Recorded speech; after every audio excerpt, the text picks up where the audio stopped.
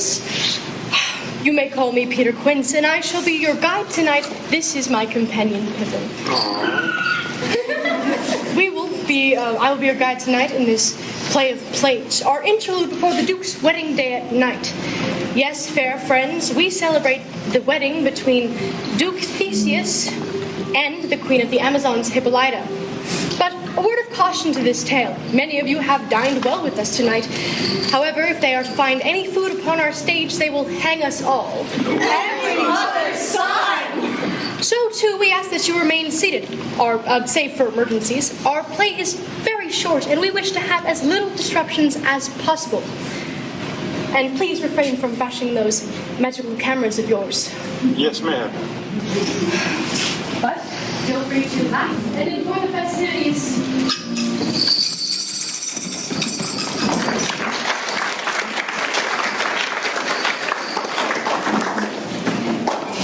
Our first piece is from the play As You Like It, a witty romance where two pairs of brothers scheme against each other.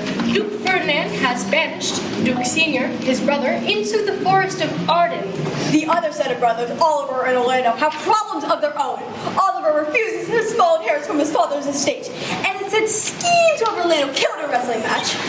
However, Orlando is victorious in this match. He and Duke Senor's daughter, Rosalind, fall in love after this. Happy, sappy stuff, yeah? Wrong. Aww. Duke Ferdinand throws a fit and decides that simply because Rosalind is her father's daughter, that she is also a traitor. So, her and Celia, Duke Ferdinand's daughter, decide to go into the forest of Arden to find Duke Senior. Now, please enjoy the scene.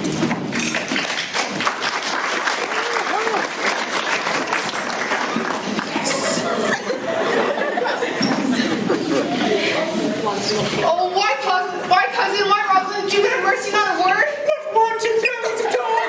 No, thy words are too precious to be cast away upon curse. Come, throw some of them at me, lame me with reason. That there were two cousins laid up, but the one should be lamed with reasons, and the other mad without any. But is this all for your father? No, some of it is for my child's father. Oh, how full of prize is this working day world. They are but birds, cousin, thrown upon me in holiday foolery. If we walk not and try to pass, our very petticoats will catch them. I could shake them off my coat. These birds are in my heart. Put them away. I would try if I could cry him and have him. Not rest with thy affection. Oh, they take the part of a better wrestler than myself. Oh, you will try in time, in spite of a great fall. But turning these just out of service, let us talk in good earnest. Is it possible in such a sudden you shall fall to so strong a liking with old Sir Rowland's youngest son? The Duke, my father, loved his father dearly. Doth it therefore ensue that I should love his son dearly? By this kind of case, I should hate him. For my father hated his father dearly, yet I hate not Orlando. No, faith, hate him not for my sake. Doth he not deserve well? Let me love him for that. And do you love him because I do? Look, here comes the Duke. It is our school baker. Mistress, dispatch you at your safest haste and get you from our courts. Me, uncle? You, cousin, within these 10 days that thou be'st found, so near our public court as 20 miles, thou diest for it. I do beseech your grace, let me the knowledge of my fault bear with me, if with myself I hold intelligence or acquaintance of my own desires. If I be not granted, or I do not dream, as I do believe I am not, then, dearest uncle, never so much as in a thought unborn did I betray your highness. Thus do all traitors, in their purgation, dig in words, that they are as innocent as grace itself. Let it suffice thee that I trust thee not. Yet your mistrust cannot mark me a traitor. Tell me where or when the likelihood depends. Thou art thy father's daughter. Aww. There's enough. So was I when your highness took his dukedom. So was I when your highness banished him. To think my poverty is treacherous. Dear sir, hear me speak. Hi, Celia, we stayed her for your sake, else she'd reigned along with her father. No, I stayed for her. It was your own pleasure, your own remorse.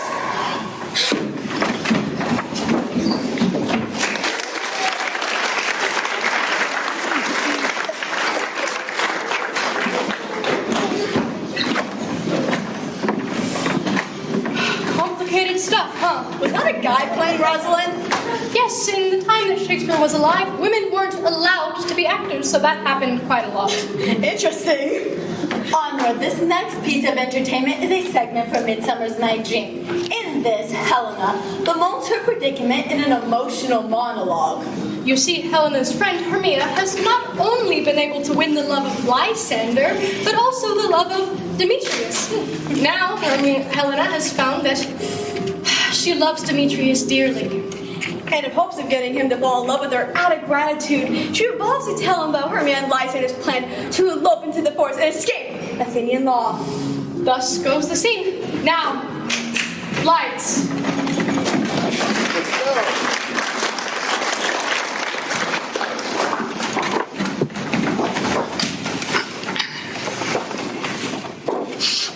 How happy some or other some can be.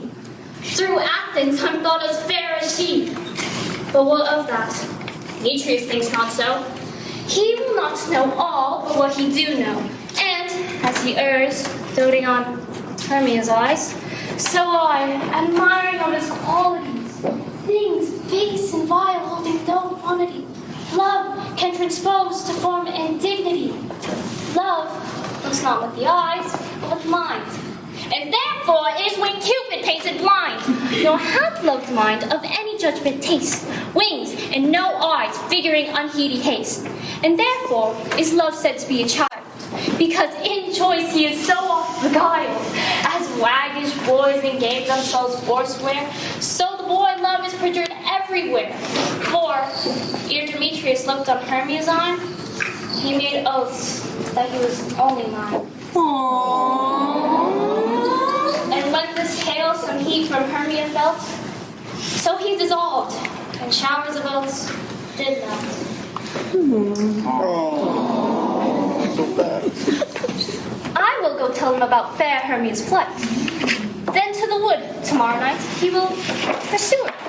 And for this intelligence, if I have thanks, it is a dear expense. But here mean I to enrich my paying, to have a sight thither and back again.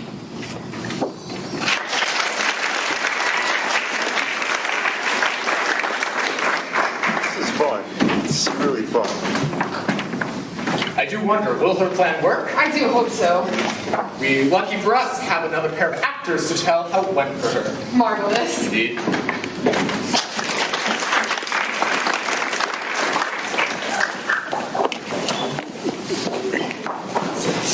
Oh, I love thee not, therefore pursue me not. Where is Lysander and fair Hermia? The one I'll stay, the other stayeth me. Thou toldest me they were stolen upon this hood. Yet here I am, hood upon this hood, because I cannot meet my fair Hermia. Hence, get thee gone and follow me no more. You draw me, you hard-hearted adamant. You draw not iron, for my heart is as true as steel. Leave you your power to draw, and I shall have no power to follow you. Do I entice you? Do I speak you fair, or rather in the plainest truth, do I tell you I do not nor I cannot love you? And for that I do love thee, the more I'm your spaniel, and Demetrius, the more you beat me, the more I will fawn on you. So use me but as your spaniel, spurn me, strike me, neglect me, lose me, only give me leave, unworthy as I am to follow you. For what worse place can I beg in your love, and yet a high respect of me, and to be used as you use your dog. Tempt not too much the hatred of my spirit, for I'm sick when I look upon thee. And I'm sick when I look not on you. You do impeach your modesty too much. To leave the city and trust the opportunity of the night to the one that you do not love, to trust the ill counsel of the desert place with the rich worth of your virginity. Your virtue is my privilege, and it is not night when I do see your face. Therefore, I think I'm not in the night, nor doth these woods like worlds accompany. For you, in my respect, are all the world. How can it be said I'm alone when all the world is here to look on me? Well, I'll run from thee and hide me in the brakes and leave thee to the mercy of the wild beasts. The wild does not have such a heart as you. Run when you will. The story shall be changed. Apollo flies, Daphne holds the chase. The dove pursues the griffin, the mountain hunter makes speed to catch a tiger. Who with speed cowardice pursues and valor flies. I will not stay that questions. Let me go. Or, if thou do follow me, do not believe I shall do thee mischief in the wood. I, in the temple, the town, the field, you do me mischief. Fine, Demetrius. Pure wrongs do set a scandal on my sex, for we cannot fight for love as men may do. We should be wooed, and we're not made to woo. I'll fall with thee and make a heaven of a hell, to tie upon the hand I love so well.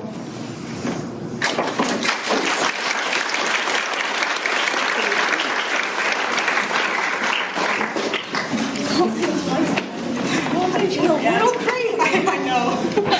They're really following him around. I know.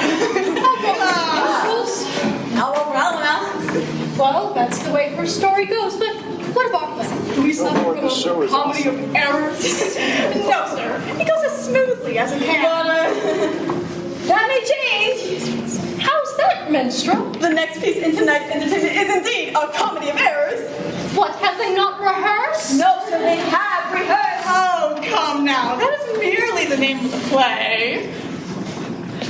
Ah, you'd be better, minstrel, you'd be better suited to be a court jester than a teller of tales. Now, get thee gone. I will explain our next piece, as best as I can.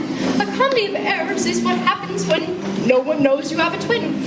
Adriana is complaining about who she thinks is her husband, claiming that he has no wife. Lucenia listens sympathetically, but little do either of them know that they're indeed not talking about her husband. They're talking about his twin.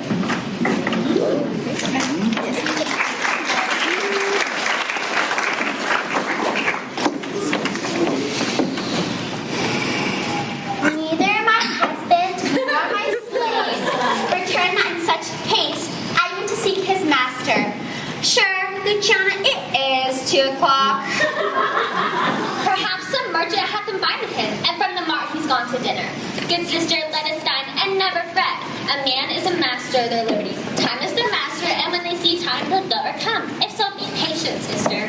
Why should their liberty be more than ours? Because their business still lies at his door. Look, when I serve him, he takes it ill.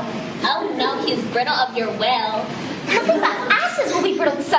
Why, headstrong liberty is lashly low. There's nothing situate under heaven's eye that hath his bound in earth and sea and sky.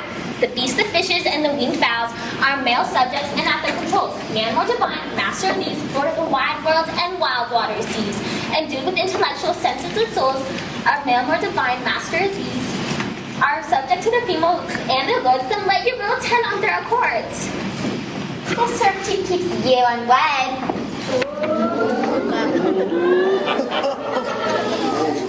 Not this, but troubles of the marriage bed. And if you were wed, would you bear some sway? Ere, I'll learn love, I'll practice to obey. And if your man starts some other where, till he come home again, I would forbear. Patience, unmoved, no marvel, though she pause, they can be meek but have no good cause, and wretched soul bruised with adversity. We bid be quiet and hear it cry, but we burn with light weight of pain, as much of war we just selves complain. But if thou live to see like earth breathes, this will make patience, and thee who will be left. Well, I will marry one day to try. Here comes your man now, your husband is not.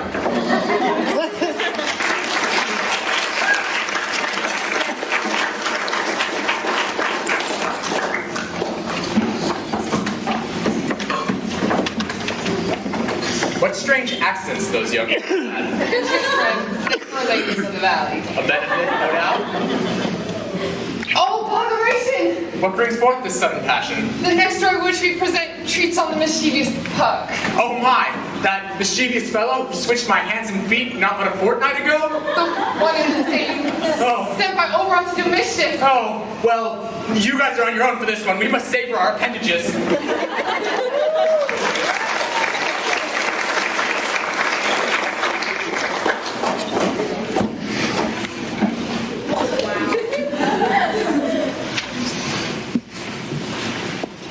wonder if Titania be awaked. Then what it was, the next came in her eye, which she must dole on in extremity. Here comes my messenger. How now, mad spirit? What night rule about this haunted grove? My mistress with a monster is in love!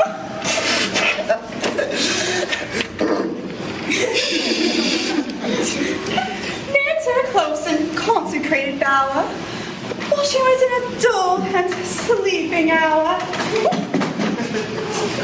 A group of patches, rude mechanicals, but look for bread upon Athenian stalls. And then together to rehearse a play. Intended for great Theseus' nuptial day. The show's thick skin about the fair salt, who Pyramus presented in their sport, forsook his sin and entered in a break. As I did him, at this advantage take, an ass's knowledge fixate on his head. And all this must be answered. And forth my mimic comes when they him spy, as the wild geese that the creeping found the eye. Or was it a painted chops, many sort, rising a coin at the gun's report. Sever themselves and madly sweep the sky. So, at his sight, away his fellows fly.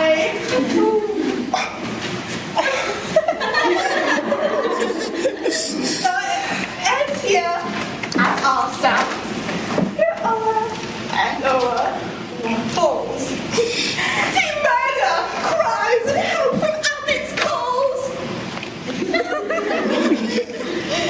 Their sense, last week, what of their fears?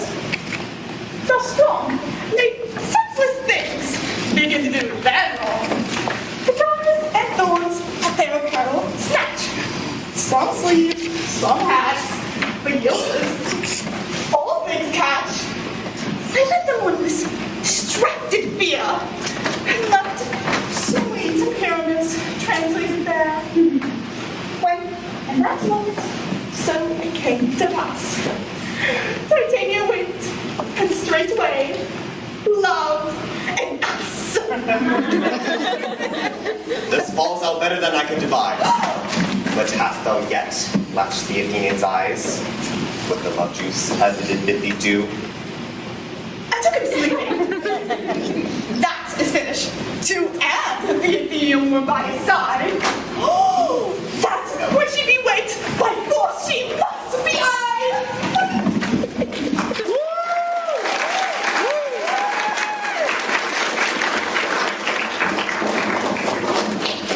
I shudder to think what mischief Puck commits. Twas yesterday that you took my notice of first week. Botheration indeed. Yes. Well, there's little to be done about it, other than keeping away from him. Let's get on with it. Here's a moment from Two Gentlemen of Verona. In this, Julia, a young woman, pretends not to be in love with the good Proteus. Her maid Lucetta enjoys teasing her on a fair bit, methinks. Aye, we shall see her right sulky. Let's get with it.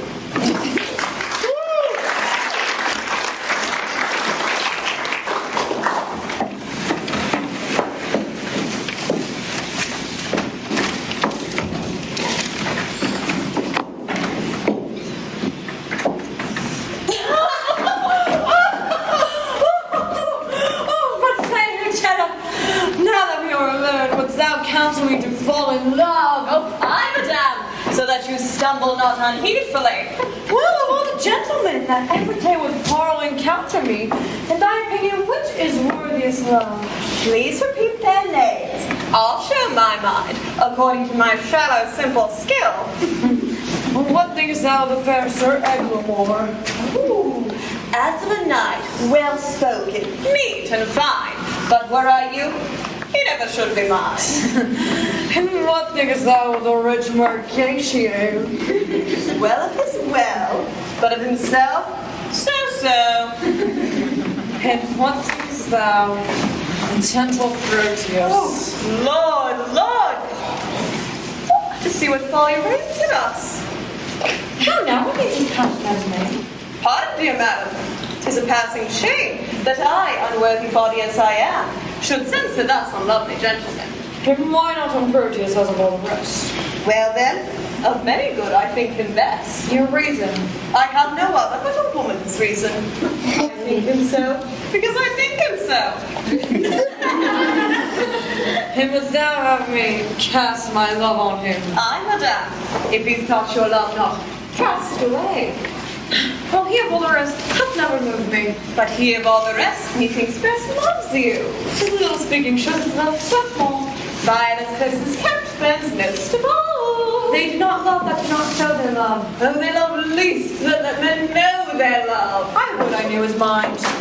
But who's this paper, madam? Julia. Say from whom? That the contents will show. Say, who gave it thee? Sir Valentine's paid, and sent, I think, from Proteus. He would have given it you, but I, being in the way, did in your name receive it. Pardon the fault, I pray. Now by my modesty, a goodly broker, dare you presume to harbor wanton minds, to whisper and conspire against my youth? Trust me, 'tis an office of great worth, and you an officer fit for the place. Now see this paper be returned, or else return no more to my sight. To plead for love deserves more fee than hate. Will ye be gone? That you may ruminate.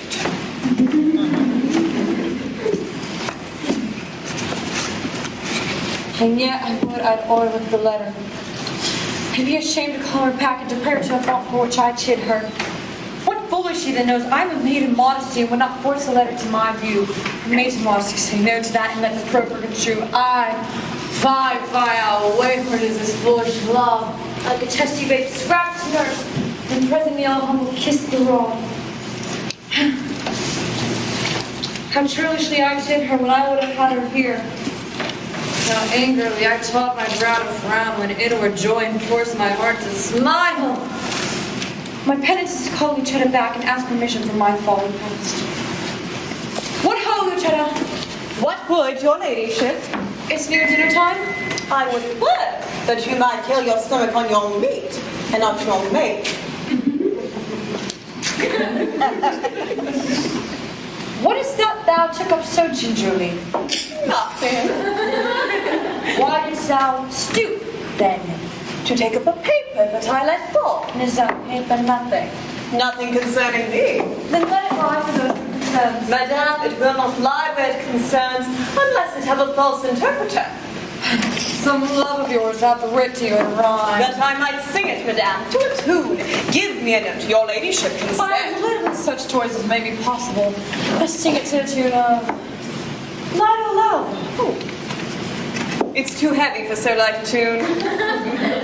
Heavy. Feel like it hath some burden then. Aye, and melodious word, would you sing it? And why not you? I cannot reach so high. How now, Minnie, let's see your song. Keep tune there still, that you might sing it out. And yet, methinks I do not like this tune. You do not?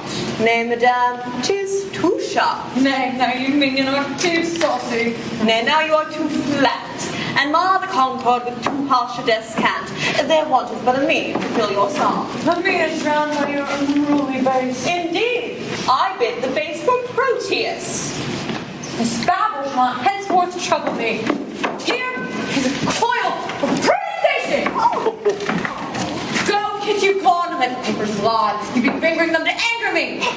She makes it strange that she would be best pleased to be so angered with another letter.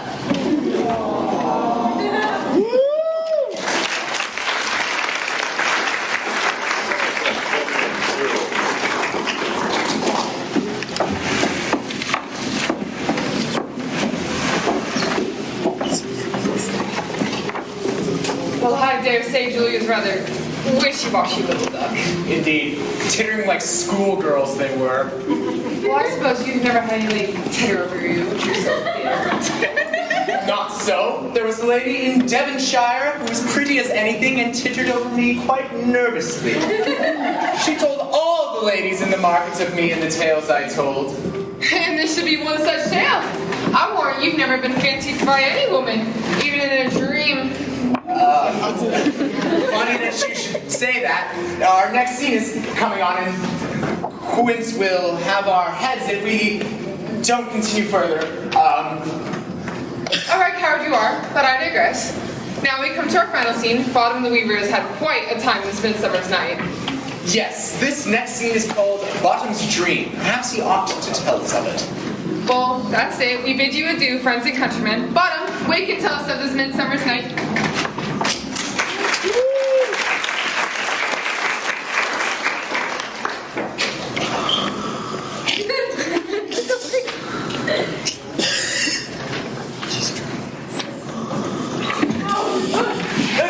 When my cue comes, call me, and I will answer.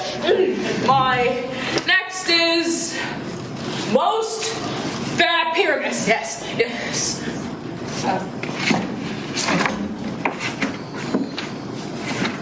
Hey ho! Pizza Quince! Please the Alexander! Stop the tinker! Starving? Oh, God's my life, stolen hens and left me asleep!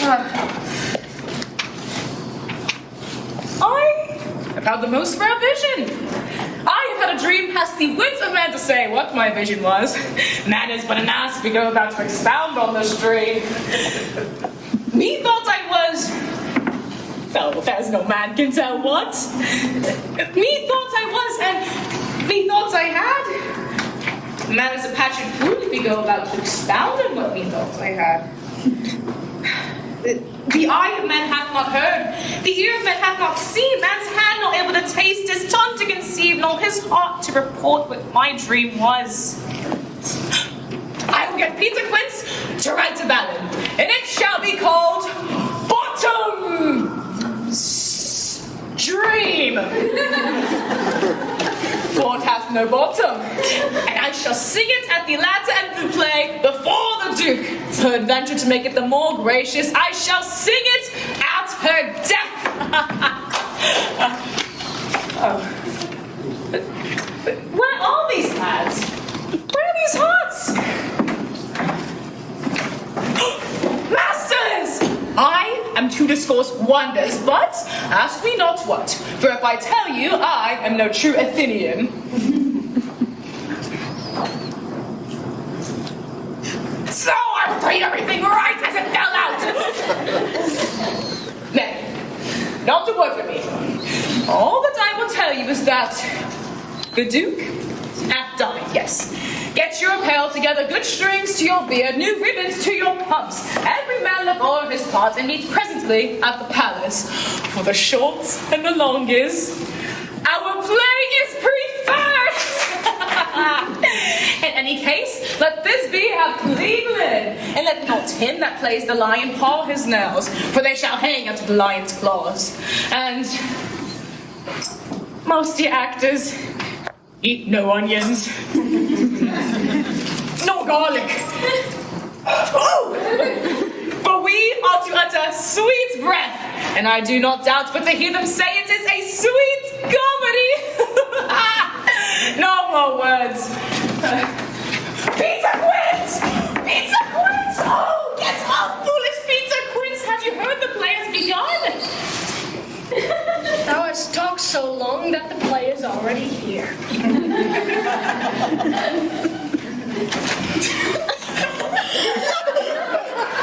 So be good, Peter Quince, by Larkin. Why, in that case, let us commence. Well, hello, starving. What we all meant. You had best call them generally, man by man, according to the script. This is the scroll of every man's name through all of Athens, thought fit to play our interlude before the Duke's wedding day at night. First, good Peter Quince, say what the play treats on. Then read the names of the actors and so grow to a point. Our play is the most lamentable comedy and the most cruel death of Pyramus and Thisbe. A very good piece of work, I assure you. And to Mary. Now, good beauty queens, call forth the names of your actors. Hey, masters, spread yourselves.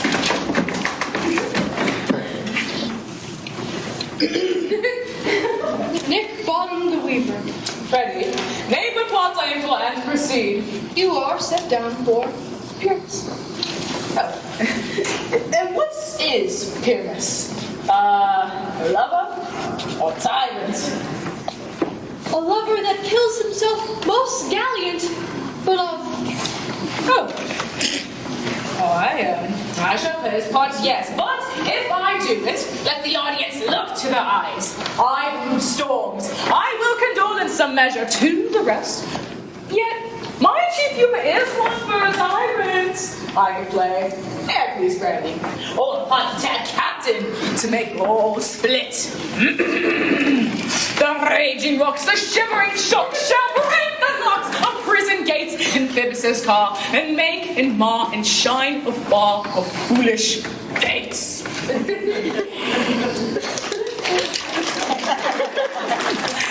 Nay, friends, this was lofty. Now, name the rest of the actors. This is Hercules' vein, a tyrant's vein. Yes, a lover is more condoling. Francis Flute. Here, Peter Quince. You are to take Thisbe onto you. What is Thisbe? Wandering knight? The woman that Pyramus must Nay, Fave, let not me play a woman. I have a beard coming.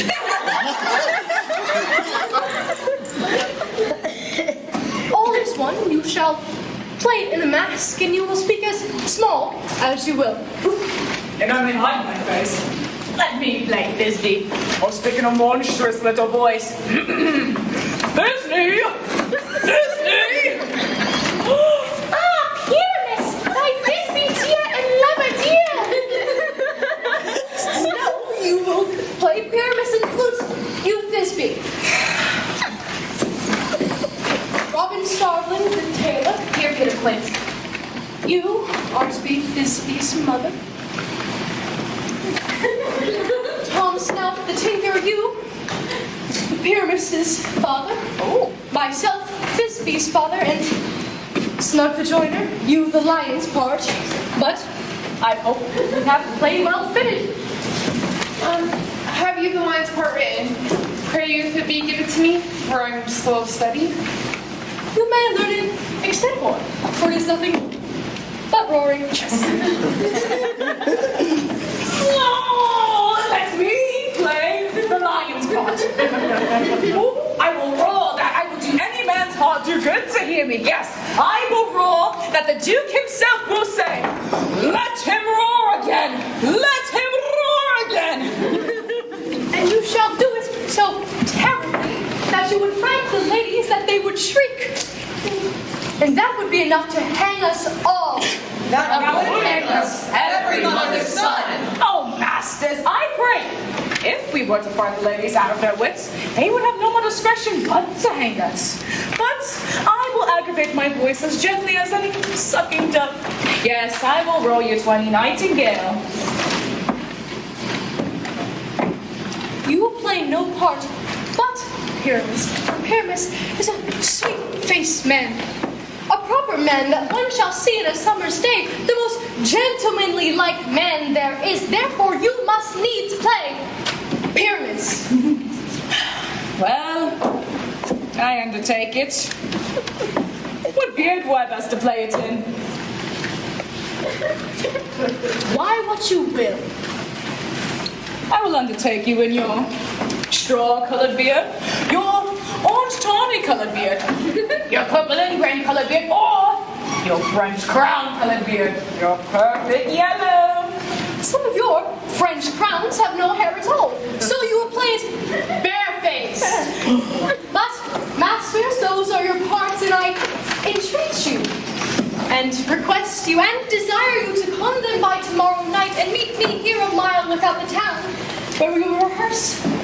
For if we meet in the city, we will be dogged with company, our devices known. But as of now, I will write up a bill of properties as our plays needs.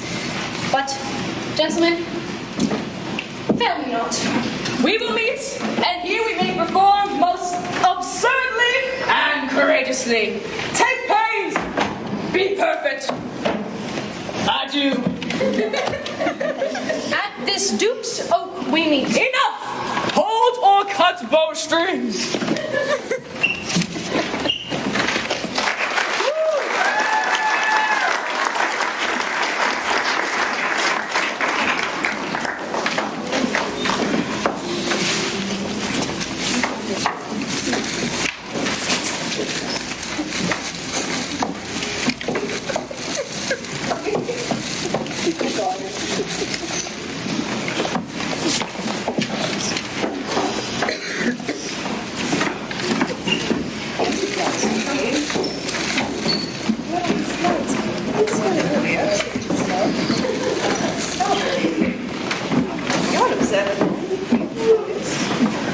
Are we on next? Oh, what a marvelous place for our rehearsal. This green cloth our stage, this hawthorn brake our tiring house, and we will do it in action as we will before the Duke and the Duchess.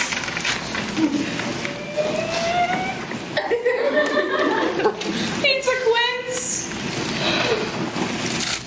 What sayest thou, bully bottom? There are things in this comedy of Pyramus and Thisbe that will never please. First, Pyramus must draw a sword to kill himself, which the ladies cannot abide. How do you answer that? By Larkin of Harlespear, I believe we must leave the killing out when all is done. Oh no, not a whit. I have a device that will make all well. Might be a prologue. At the prologue, chiefly say that we shall do no harm with our swords and that Pyramus is not killing me. And for the more better assurance, tell them that I, Pyramus, am not Pyramus, but Bottom the Weaver. This will put them out of fear. Very well, we will have such a prologue, and it'll be written in 8 and 6. No, make it 2 more. Let it be written in 8 and 8. Will not the ladies be afraid of the lion? I fear it, I promise you. Masters! You ought to consider with yourselves to bring in, God shield us, a lion among the ladies is a most dreadful thing, for there's not a more fearful wild than a lion living, and we ought to look to it. Then another prologue should be written. You must name his name, and half this face must be seen to the lion's neck, and he himself shall speak, saying thus, or to the same effect. Ladies, or fair ladies, I would wish you, or I would request you, or I would entreat you not to fear, not to worry my life of yours. If you think I come here as a lion, it were a pity of my life. No, I'm no such thing. I'm a man as other men are. And then plainly you must name his name and tell him that he is snug. The joiner. Very well, but masters, there are 2 hard things. One is bringing the moonshine into the chamber, for Pyramus and Thisbe do meet by moonshine. Oh, doth the moon shine the night we play our play? Oh, a calendar. A calendar. Look in the almanac. Find out moonshine. Find out moonshine. It doth shine at night. Why then, may you leave the case of the great chamber window where we play open, and have the moon shine in at the casement. Yes, or a man would have to come in with a bush of thorns and a lantern and say that he is to present or disfigure the person of moonshine. But, masters, there was another hard thing. We have to bring a wall into the great chamber. For, says the story, Pyramus and Thisbe speak through a chink of a wall. Oh, you can never bring in a wall. Oh, what say you, Bottom? Some manner of them must present Wall. And he must have some loam, or some roundcast, or some plaster about him to signify. Whoa.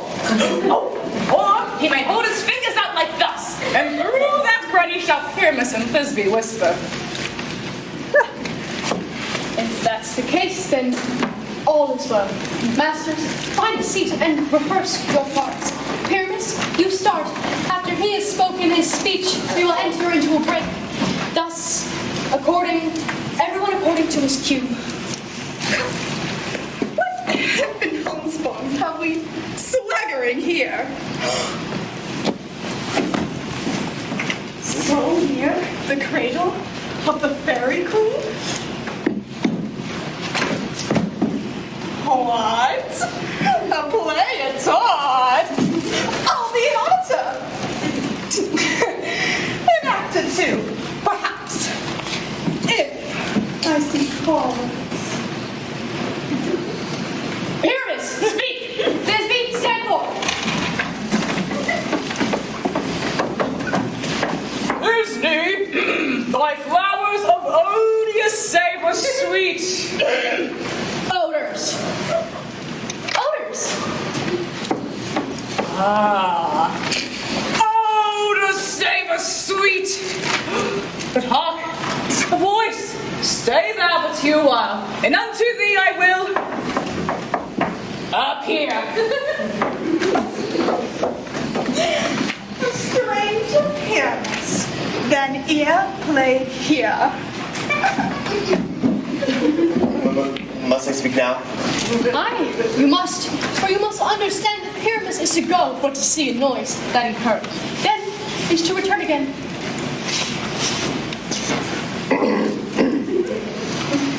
Most radiant Pyramus, most lily-white of hue, of color like the red rose on triumphant briar. Most frisky juvenile and eek.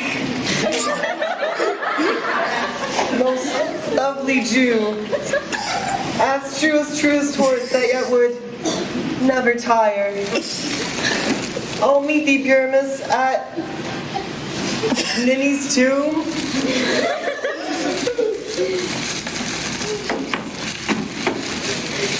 It's Ninus, tomb man. You must not speak that. That you answer to Pyramus. Why must you speak all your part at once? Cues and all. Pyramus, enter! Your cue is past. It is never tire. Oh. As truest horse that yet would never tire.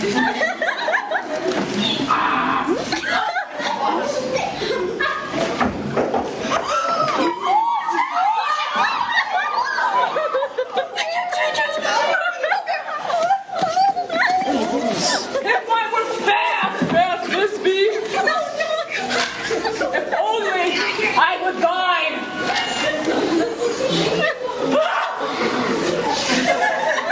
Oh, monstrous! Oh, strange! Masters, we are haunted! Pray, masters!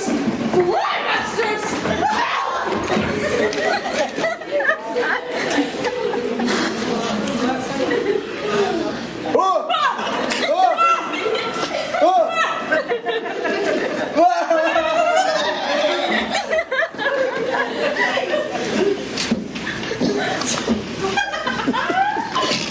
I'll follow you.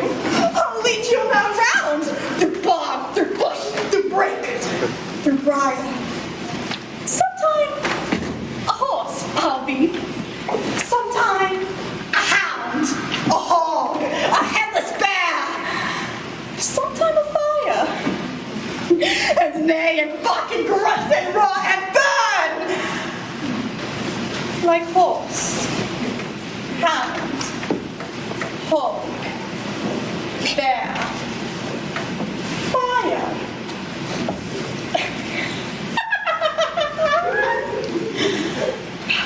At every turn.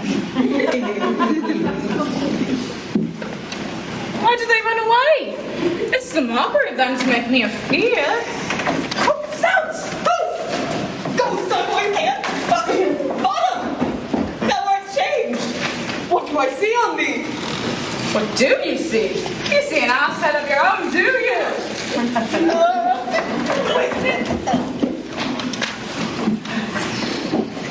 Mine too.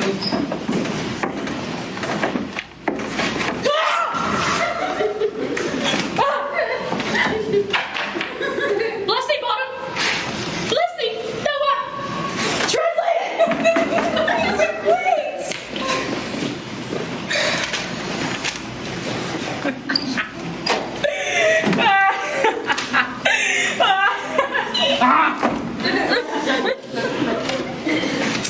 I see that knavery. This is to make a fear out of me, to make an ass out of me if they could. But I will not stir from this place, do what they can. I will walk up and down from here, and I shall sing, so that they shall hear I am not afraid.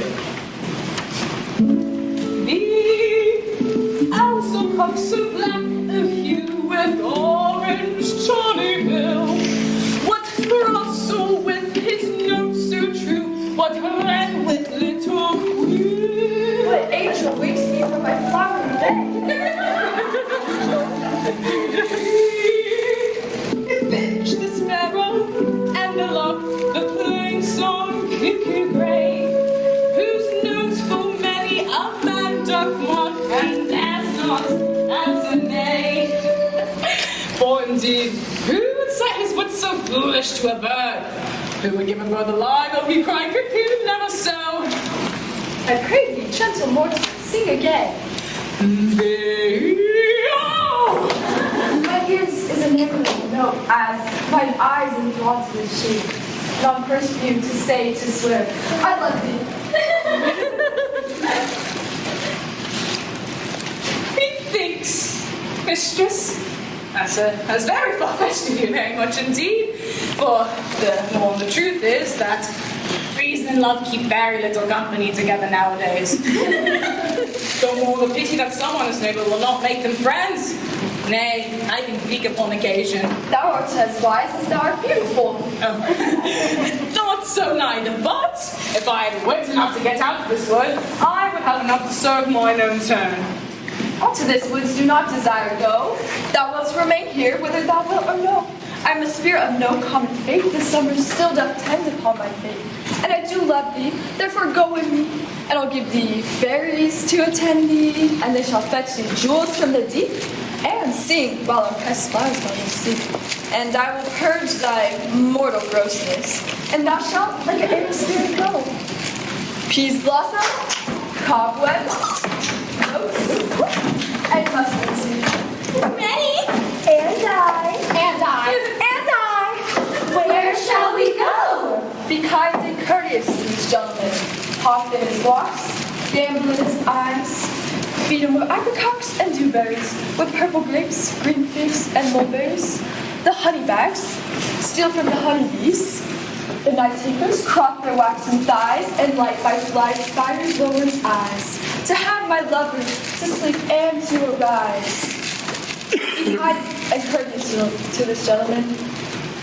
Nod to him, else. Nod to him and do him courtesies. Hail, mortal! Hail, hail, hail! Oh, I cry in the worship's name, heartily.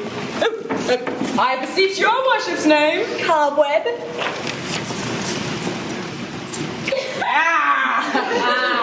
Good master Cobweb. I shall desire to make more acquaintance of you. If I cut my finger, I shall make balls with you. Your name, honest gentleman? Peas blossom. Oh, I pray you, commend me to Mistress Squash, your mother, and Master Peascod, your father. Oh, good Master Peas Blossom, I shall desire of you more acquaintance. Oh, your name, honest gentleman, I beseech you. Mustard seed. Good Master Mustard Seed. Oh, I know your patience well.